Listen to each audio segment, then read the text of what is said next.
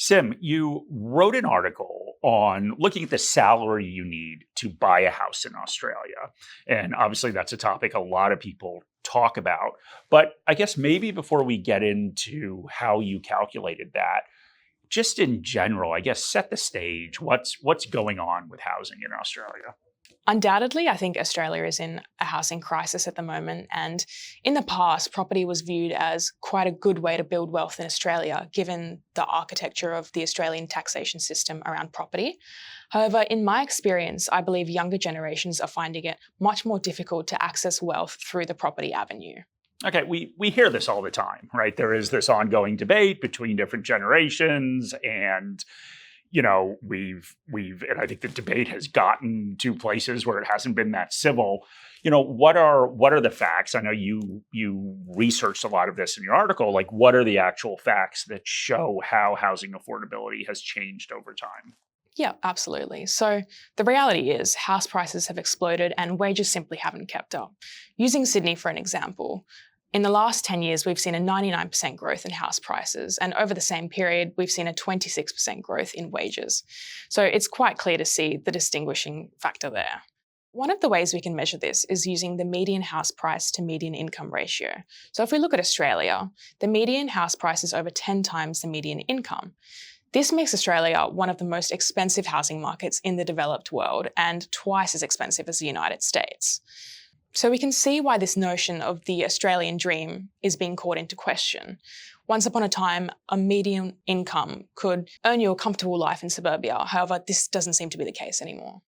Okay, so what specifically, and the point of your article was to calculate what salary is needed. So I think you've obviously talked through why the median salary is not going to get you a home. So how much do you actually need to make in order to buy a home, and how did you come up with that? So the way I walk through this is, first I'd thought maybe I'd pick a city. Sydney is often criticised for being extremely unaffordable, not just in the housing aspect, but just in general. It's one of the most expensive places to live in the world. So I actually use my home state of Perth as an example. In my assumptions, I assumed that a deposit had already been accumulated. Which is a big assumption. Yeah, it is, yes.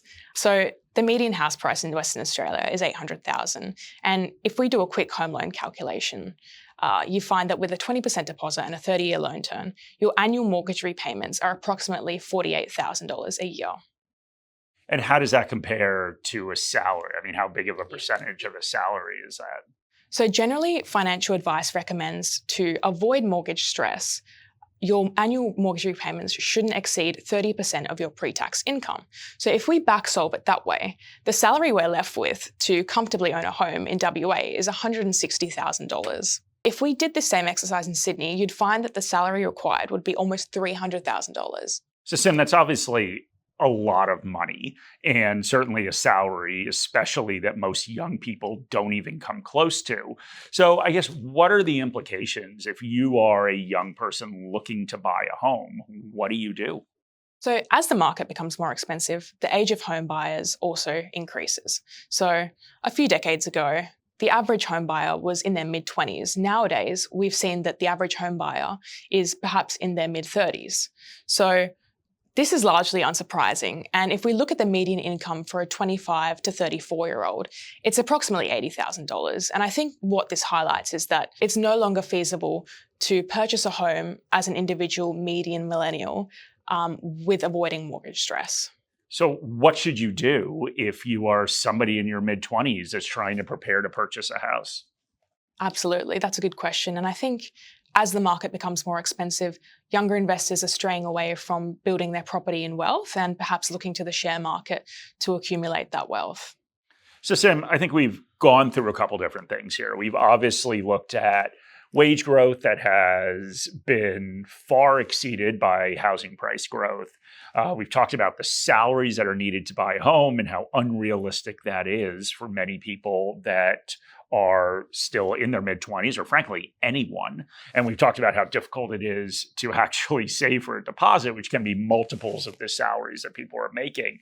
So I guess the question is this great Australian dream of home ownership dead? And what do you do? Can you build wealth and security without owning a home?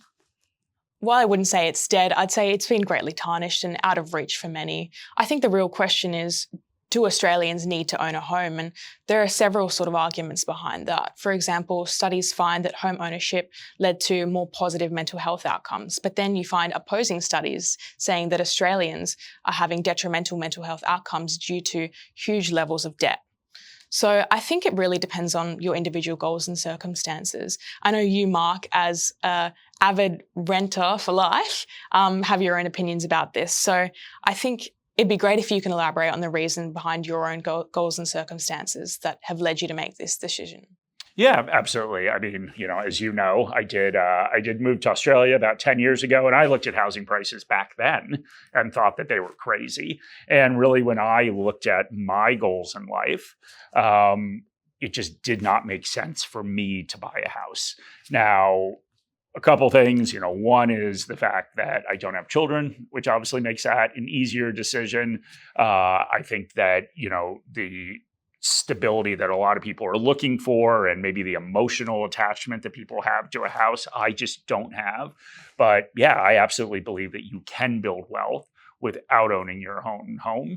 But I do feel for people that are trying to get over sort of these emotional attachments to home ownership, and even the way that people are judged, particularly in Australian society, of owning a home is the way that you've demonstrated that you've made it.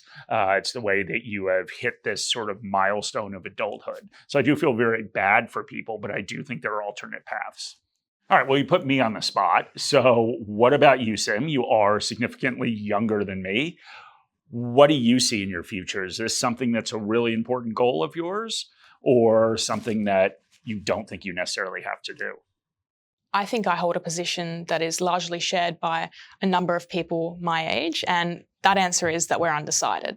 So the real question here is, everyone wants to build wealth, especially at this age. And I think the real consideration people have to take is their own personal goals and circumstances. Obviously, I don't have children yet, so that's not a consideration for me. And I personally love where I live, which is in the heart of Sydney. And perhaps it's not feasible for me to purchase there yet, so it wouldn't quite make sense to start saving for a deposit in that area.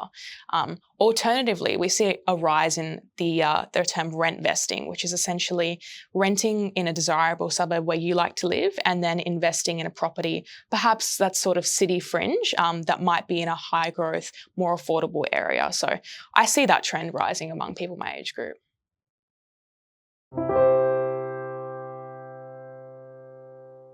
This video has been prepared for clients of Morningstar Australasia Pty Ltd and or New Zealand wholesale clients of Morningstar Research Ltd.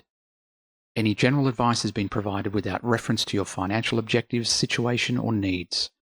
You should consider the advice in light of these matters and any relevant product disclosure statement before making any decision to invest. To obtain advice for your own situation, contact a financial advisor.